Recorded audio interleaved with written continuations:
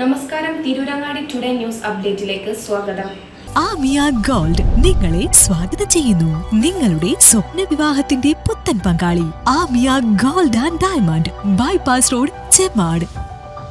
വാർത്തകൾ വിശദമായി. തിരൂരങ്ങാടി താലൂക്ക് ആശുപത്രിയിൽ പേവിഷബാധ പ്രതിരോധ കുത്തിവയ്പ്പായ റാബിസ് വാക്സിനുമായി ബന്ധപ്പെട്ട് സംസ്ഥാന നോഡൽ ഓഫീസർ സന്ദർശിച്ചു. സംസ്ഥാന നോഡൽ ഓഫീസർ ഡോക്ടർ ഹരികുമാറാണ് തിരൂരങ്ങാടി താലൂക്ക് ആശുപത്രിയിലും പെരുവള്ളൂർ CHCയിലും പരിശോധന നടത്തിയത്. പെരുവള്ളൂർ സ്വദേശിയായ 5.5 വയസ്സുകാരി നായകടിയേറ്റ് വാക്സിൻ എടുത്ത ശേഷവും പേവിഷബാധയേറ്റ് മരണപ്പെട്ടിരുന്നു. ഇതേ തുടർന്നാണ് നോഡൽ ഓഫീസർ പരിശോധനയ്ക്ക് എത്തിയത്.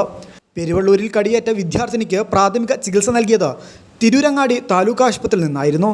തുടർന്നായിരുന്നു മെഡിക്കൽ കോളേജിലേക്ക് റഫർ ചെയ്തത്. താലൂക്ക് ആശുപത്രിയിൽ പരിശോധന നടത്തിയ അദ്ദേഹം വാക്സിൻ ഉണ്ടോ എന്ന് പരിശോധിച്ചു. വാക്സിനുകളുടെ എണ്ണവും എടുത്തു. ഡോക്ടർമാർ മുതൽ അറ്റൻഡർമാർ വരെയുള്ളവർക്ക് റാബിസ് വാക്സിൻ നൽകുന്നതിനും പ്രാഥമിക കാര്യങ്ങൾ ചെയ്യുന്നതിനുമുള്ള പരിശീലനം നൽകാൻ നിർദ്ദേശം നൽകി.